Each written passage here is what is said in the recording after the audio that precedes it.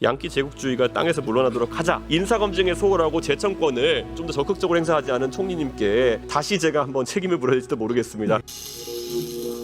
숲대주입니다. 최근 국회 대정부 질문에서 있었던 김민석 국무총리와 이준석 의원의 대정부 질문 영상을 준비했습니다. 특히 최규진 교육부 장관 인사청문회를 둘러싼 임명 재청권 문제와 관련한 질의인데요. 영상 함께 보시고 의견 나눠보시죠. 구독과 좋아요 부탁드리며 알람 설정까지는 괜찮습니다. 예, 총리님 국정에 정말 고생이 많으신 걸 잘 알고 있고 특히 외교적 현안에 대응하느라 정부 가계의 관계자들이 정말 고생이신 거 알고 있습니다.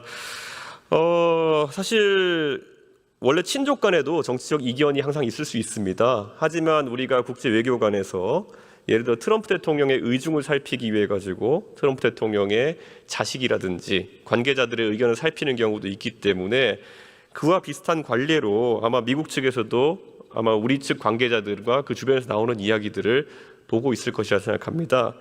외람되지만 총리님의 친형 되시는 김민웅 목사께서 최근 공개석상과 SNS에서 이 한미동맹은 우리 목에 건 족쇄다. 반드시 풀어야 된다. 그리고 우리 세대의 양키 제국주의가 땅에서 물러나도록 하자. 이런 발언하셨는데요. 당연히 총리님은 이런 발언과는 거리를 두고 계십니까? 거리를 두고 있다기보다는 생각이 다릅니다. 예, 아무래도 곤란하게 하드린 게 아니라 이런 것들이 공식적인 입장으로 남아서 사실 우리 외교에 영향을 가지 않도록 하겠다 이런 의지라고 보시면 될 것 같습니다. 우선 국무총리께서 임명되실 때 국무총리 헌법상 권한에 대해서 다 숙지하셨을 것이라 생각합니다. 그중에 실제로 강요의 임명에 대해서 제청할 수 있는 권한이 있습니다. 맞습니까? 네. 사실 그런데 최근에 제가 봤을 때 최교진 교육부 장관이 임명되는 과정에서 우리 국민들의 우려가 정말 많았습니다. 이분 같은 경우에는 저희 자료를 보면요, 천안함 음모론에 이렇게 동조하시는 모양새도 보이기도 했습니다. 그리고 또 청문회에서는 동의 안 했다 번복하시기도 하고요. 그리고 또 과거에 학생 폭행을 미화하신, 그럼 학생 체벌하시고 교육적 무용담으로 포장하신 경우도 있고요. 논문 표절도 이렇게 문제가 된 적이 있고요. 그다음에 미소고를 하신 다음에 그걸 간지를 설명하는 과정이었다 이런 식으로 해명하신 적도 있고요. 여러 가지 문제가 있습니다. 음주운전이나 아니면 이런 방북 획수, 축소 보고 이런 것들은 명시적으로 거짓말에 가까운 것들을 한 것이고요. 이게 정부별로 조금씩 원칙이 다른 것 같긴 합니다. 근데 문재인 정부 같은 경우에는 기억나시겠지만은 고위공직자 배제의 7대 원칙을 가지고 있었습니다. 그런데 이재명 정부에서는 아직까지 원칙을 천명하진 않았습니다만 과거 정부의 어떤 기준에 대비해 본다 하더라도 최균진 장관은 결격자다 이렇게 생각하는데요. 여기에 대해서 아까 국무총리의 재청권을 활용해 가지고 대통령께 이 인사의 임명에 동의하셨는지 아니면 우려점을 전달하셨는지 어떻게 하셨는지 혹시 국민들께 말씀 주실 수 있습니까?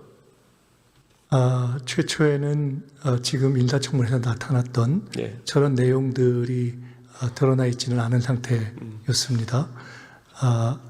여러 가지 그간의 교육계의 활동이라든가 여러 가지 호평 이런 것들에 기초해서 추천이 되고 또 검증이 되고 재청 과정을 거쳤습니다. 그런데 외람되지만 청문회를 하면서 드러난 이후의 것들이 우리가 항상 문제되는 것이지 누구든 추천받을 때는 멀쩡하니까 추천됐던 것이겠죠. 그런데 청문회를 통해서 이런 결격 사유가 드러난 다음에 총리님이 이제 여기 대해서 어떤 판단하셨냐가 저와 국민들은 알고 싶을 겁니다. 이 재청이라는 것이 뭡니까? 제안하고 임명권자에게 이걸 동의해달라고 요구하시는 거 아닙니까? 그 재청권을 정확히 행사하셨습니까? 말씀하신 대로 예. 지금 여러 가지 쭉 지적하신 문제들이 있지 않습니까? 예.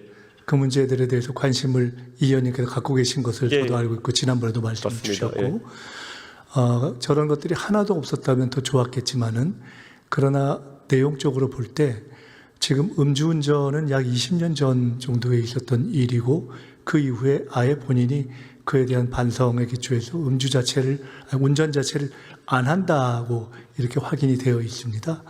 그리고 나머지들은 주로 본인이 사과한 과거의 어떤 말에 관한 것들이고 특별히 불법적으로 딱 이것은 불법이다 라고 정리하기는 표절이라고 지금 비판되고 지적되는 것을 포함해서 하기는 좀 어려웠다 이렇게 말씀드립니다.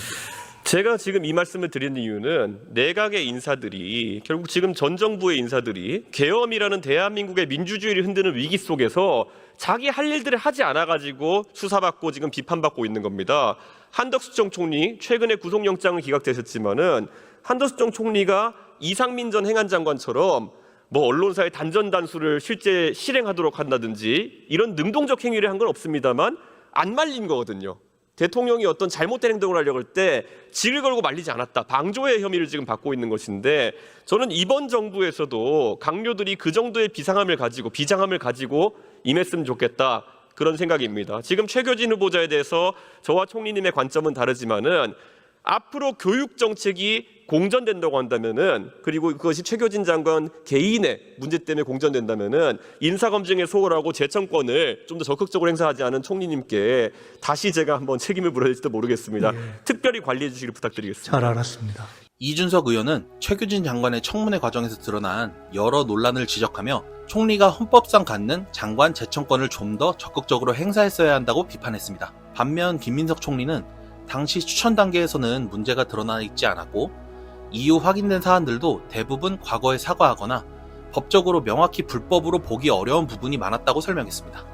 결국 쟁점은 총리의 재청권을 단순한 형식적 절차로 볼 것인지 아니면 실질적 책임을 수반하는 권한으로 해석할 것인지에 달려있다고 볼 수 있겠네요. 특히 장관 인사가 국정 운영과 국민 신뢰에 직결되는 문제인 만큼 앞으로도 인사 과정에서 총리의 역할과 책임 범위를 둘러싼 논란은 이어질 가능성이 크다고 보여집니다. 교육 정책의 연속성과 안정성, 그리고 계속되는 장관 개인의 자질 문제와 논란이 맞물린 이번 사안, 여러분은 어떻게 보셨나요? 여러분의 의견을 댓글로 남겨주세요. 감사합니다.